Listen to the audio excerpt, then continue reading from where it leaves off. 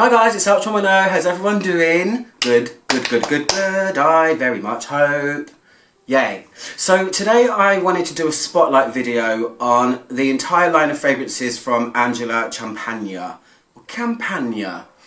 I did actually want to review some of these individually, but upon smelling the entire line, it feels better to do them as a group because there is just a very strong feeling that goes through all of them. They're very different and from each other, but there's also this common thread, and it's all to do with the perfumer herself, of course. So, Angela Campagna is an Italian lady. She lives in a tiny place on the Adriatic Sea called Hatchery. And looking at the photos, it kind of looks a little bit like Grasse to me in the south of France. You know, it's very ancient. It's got that sandy coloured stone buildings and kind of little alleyways and stuff that look like you just want to go down them and get lost. But where Grasse is in a valley, Hatchery is kind of near the coast. And smelling these fragrances, you can really feel that they are totally inspired by this place, this one place, and by Angela's history, family, the smells that she's probably grown up with, living in this particular place. And they're really interesting. They're weird, some of them. Some of them are really cool, some of them are just like, whoa, but we're going to talk about them. So I have every single one of them that she's released, but she's just released a brand new fragrance called Letitia, which doesn't feel like it fits or look like it fits into these ones anyway, so it might be something else. But this range, she has 1, 2, 3, 4, 5, 6, 7, she has 8 that are called her Hatchery line, which are the ones that are really based on the place.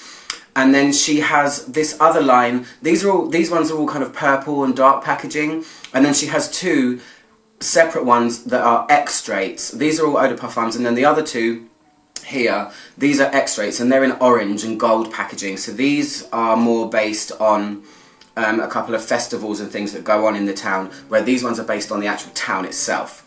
So I want to start with the 2 extrait ones. So the first one is called Thorny, and this one is inspired by this event that happens on the winter solstice in Hatchery every year, and has done since 1204 or something crazy like that. Since 1200, I think. So this festival is to celebrate a fawn god. It's to do with, it's just a nod to their history and the land there. And it looks a little bit kind of like a ritual sacrifice, but obviously I'm not taking the piss out of that. It's almost like villagers with burning torches, and they do this from sunrise to sunset on the winter solstice every year. They make this huge fire and basically set Hatchery on fire, but in a safe and comfortable manner. They burn piles of reeds. So this is what this one is based around. It features notes of leaves and frankincense. It's got some balms and resins in the base. And these 2 I want to start with because they do feel different to the rest of the line. A lot of her line feel... Well, I'll get onto them in a minute, but let's talk about Thorny for now. I don't know what it is, but every single time I press record on my camera, someone phones me. It's a phenomenon. Anyway, this collection, these 2 here are called the Cineres collection. I'm not sure what that translates to, maybe someone can help me out. But this one is definitely one of the warmest fragrances in the line. Well, out of these 2, but just in general. You can really feel the benzoin in this. There's tolu balm in it as well. It's the warmest and smoothest of her bunch. This is the one that I could probably see myself wearing the most out of all of them. We haven't got to the crazy yet. Oh, sorry guys, I know you're probably thinking, just keep your phone off, but I can't. My mum's in hospital and I have to have my phone on in case her partner rings or whatever. Anyway, back to this video. Thorny, yes, warm, resinous, semi-sweet, and really smooth. I really like this one. Probably my favourite. There's a couple of other ones that stick out, but this one is an extrait, so extrait if you want to say it in French, but I say extrait because I'm English. And although it is like that, it's not a super loud fragrance. all of her fragrances have this sense of quiet over them, and that's something that I can say immediately to you guys. It's so kind of, it's almost lightly resinous, but some rich in other areas, but the whole thing is quiet. This doesn't leap out when you wear it, and for something that's based on a fire festival, there is something calm about it. Calmly smouldering is how I would describe that one. Anyway, let's move on. We're going to move on to Ignis, which in my brain means ignite or something else to do with fire in Italian. We'll soon find out. So this one is also to do with the same festival, Thorny. This is about before. This is about a ritual or something that happens before the winter solstice. And this one, this is along the same lines. This one has some of the most expensive ingredients you can find. It has real Mysore sandalwood. It has labdanum in there, patchouli, Paro balsam, tobacco. So it's got a lot of rich, expensive ingredients in it. And while it's along the same lines in terms of it being kind of spicy, these pillows are going to move around a lot. Get used to it. I'm just trying to be comfortable while I talk to you. But this one has a more of a, I would say, slightly medicinal edge to it. It is really smooth. You can feel the balminess of it. You can feel warmth from it. Again, it's not loud. It doesn't shout in your face. Everything is kind of just so in it. It's a little bit more, slightly more edgy than this one. This one's more wearable. It's sweeter. This is benzoin more is coming out in this one, but this one, of course, try them on your skin as usual, but this one's got a slightly more medicinal edge, and I'm not sure what that's coming from.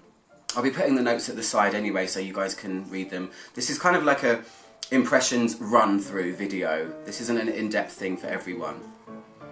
But yeah, that one's got something medicinal in it, but it's enveloped by warm resins and a little bit of light spice. The spice isn't really super pronounced. It's more about the ambery sort of thing going on again.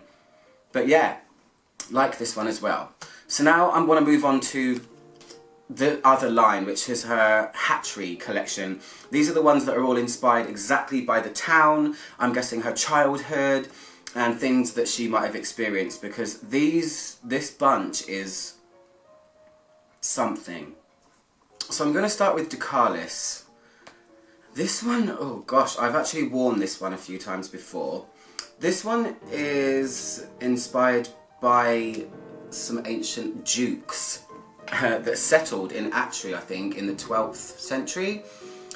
And this one, I'm going to start by saying that this line, she tends to favour a kind of mineral aspect, but more so than that, salt. Because of the sea breezy air that must waft into this town, a lot of these fragrances have this stony, mineral, cold feeling.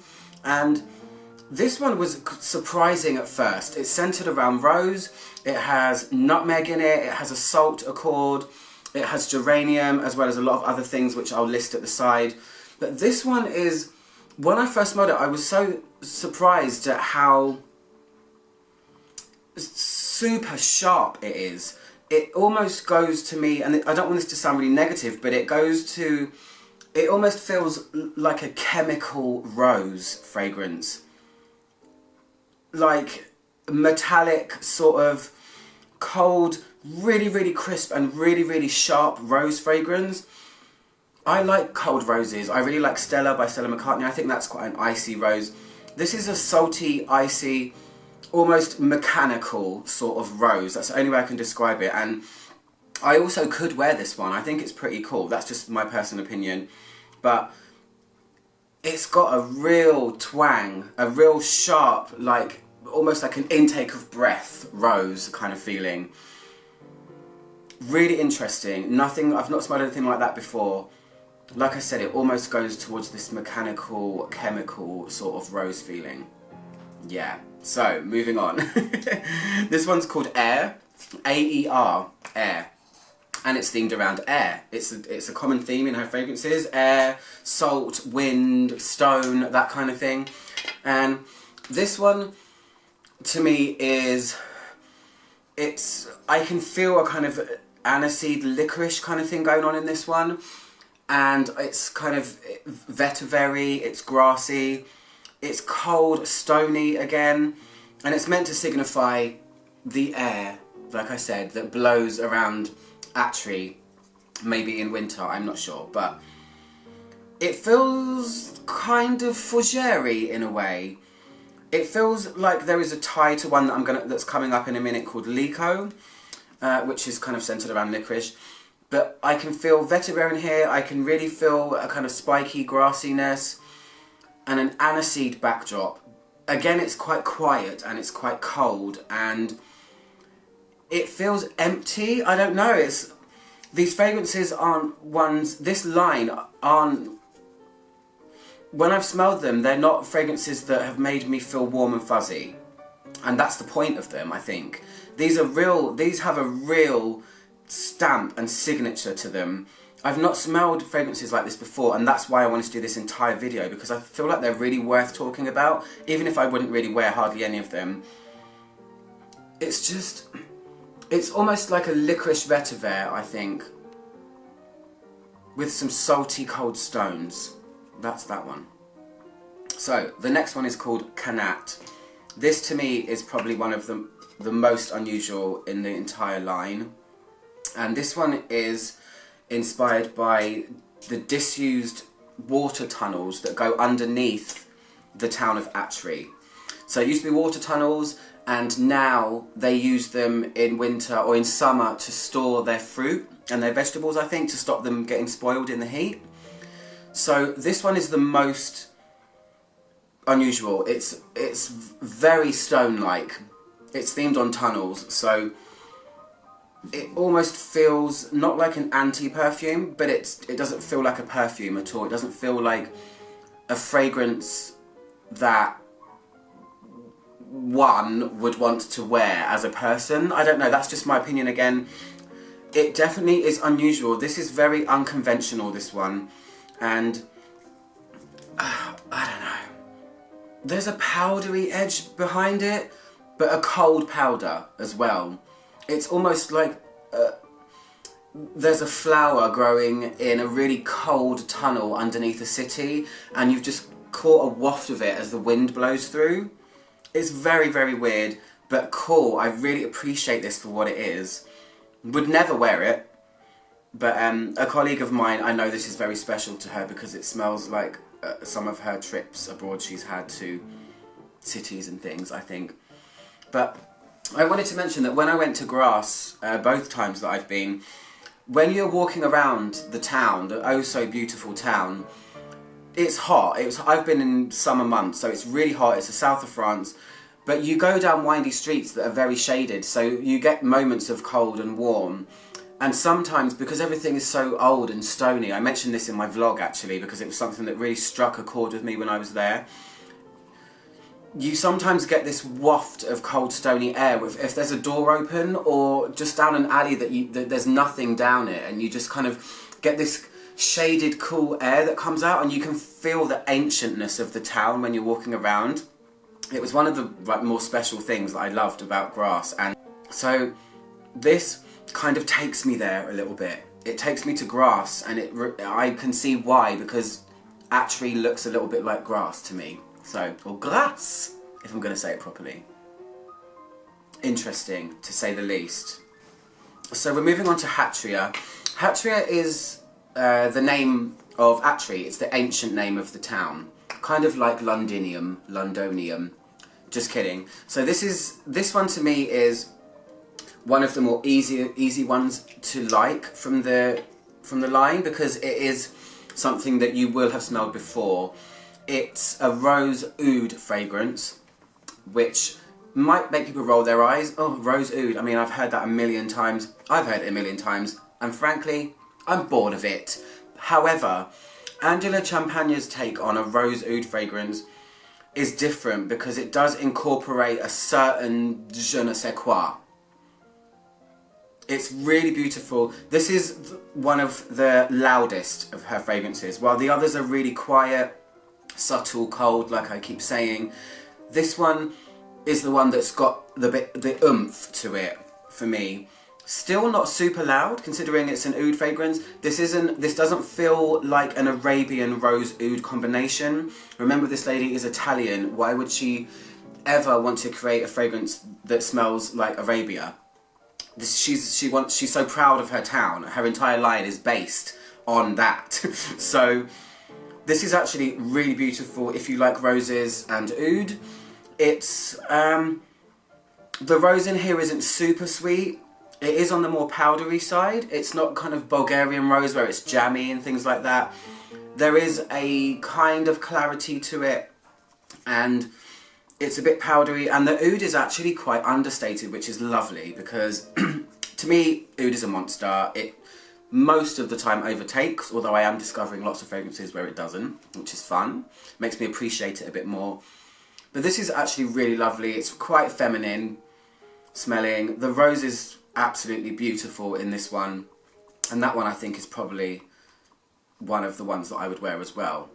This is showing that maybe I'm not very daring with this line. Why not just wear the tunnel one? Go for it, Tom. Oh my god, it's so... It even has a kind of... I'm sorry, just flipping back to Kanat, the tunnel inspired one. I'm starting to feel kind of ambergris coming out of this one, so it's starting to smell a lot more like the sea now. It's kind of metallic stone sea tunnel. That's what that one's like. Back to the warm. Yeah, this one is really gorgeous. There is something in there that feels a little bit astringent. I don't know what it is, and there's something green in here as well, but I don't know. But Hatchery is the most easy to like if you wanted to kind of maybe get a foray into her brand. So let's talk about my least favourite one, Licorice, or Licorice, short for licorice. I am not really a huge fan of licorice in fragrances. I love it to eat, but not to smell. And this pretty much smells like a stick of licorice, but not in a candy way. Licorice it has a rough edge to me. It sometimes has a green edge, and this is almost like eating a Bertie Bassett, but not one of the good ones.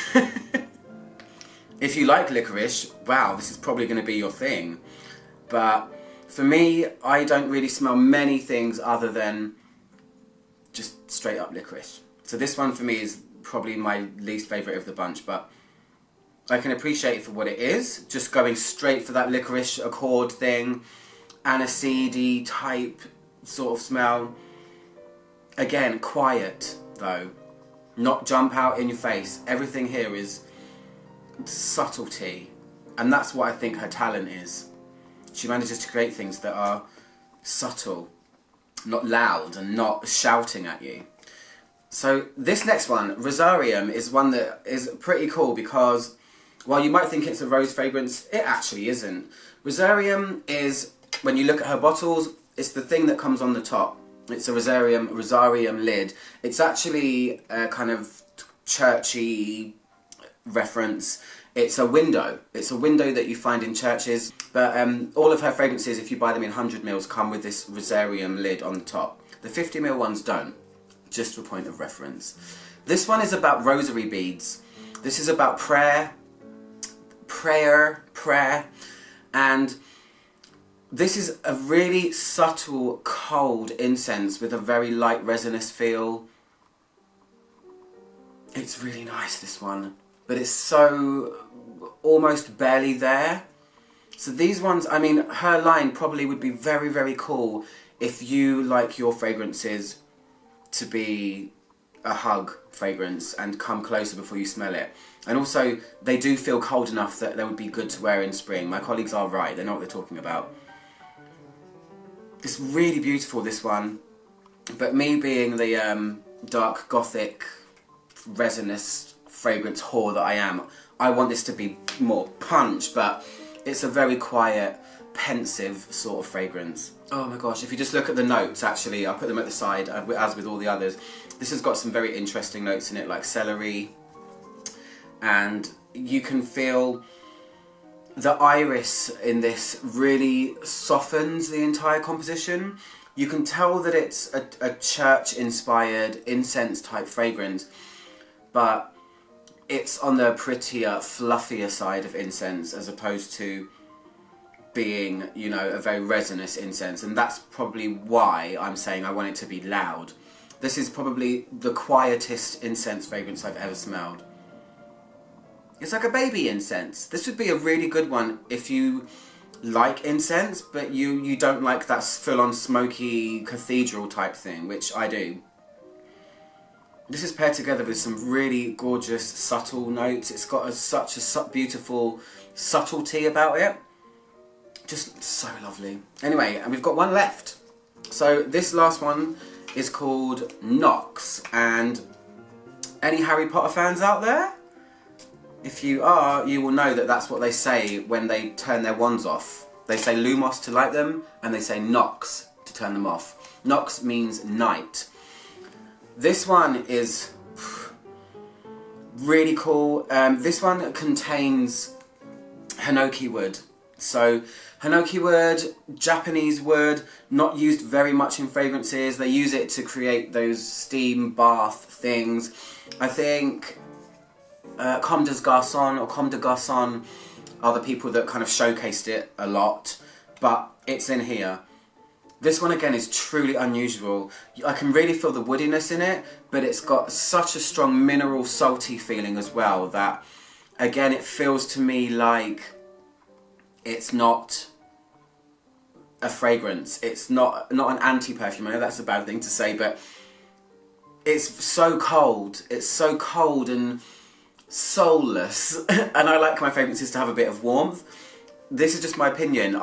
These fragrances are cold, and there's kind of like depth missing in this one. It's got, for me, potential to be amazing, but I can see this fitting someone that's a little bit brooding and a little bit like, yeah, I don't care, I'm just so cool, you know? I'm just wearing this hinoki stone fragrance, just leave me alone to go and just chill in a corner. I don't know, it just feels melancholic, and it just feels stony, woody, salty. It's not like anything I've ever smelled before. Same as rosarium, same as Licorice, Hatchery. Hatchery, I have smelled something before like that. Knat is the real standout as being, what the Air is, just quickly going back over them, Air is one that does feel slightly familiar, only because it's got quite a lot of vetiver in it, but it is tied to Licorice. It's like they're related a little bit. Licorice is the crazy mechanical rose. I don't even know what's going on with that one. And then Ignis and Thorny are the festival ones. Oh, this one's nice. Thorny, warm. That one's really smooth and warm. This one feels a little bit, it still feels medicinal. It feels like germalini, not root beer like, but it's, oh, it smells like medicine, and I don't know why. Anyway, guys, that was my kind of spotlight video. I know it was long, but I did go through quite a few fragrances. These are Angelo Champagna. Interesting fragrances. You might have seen them. They come with this metallic thing on the lid. And I really enjoyed smelling them. I really like them. Would I wear some of them? No. Some of them I would. But I really appreciate the style of her perfumery. It's got a definite style. So maybe check some out if you care to. Anyway, I'm out on my own. Click my logo down there to subscribe. And I will see you guys soon for another video. Goodbye.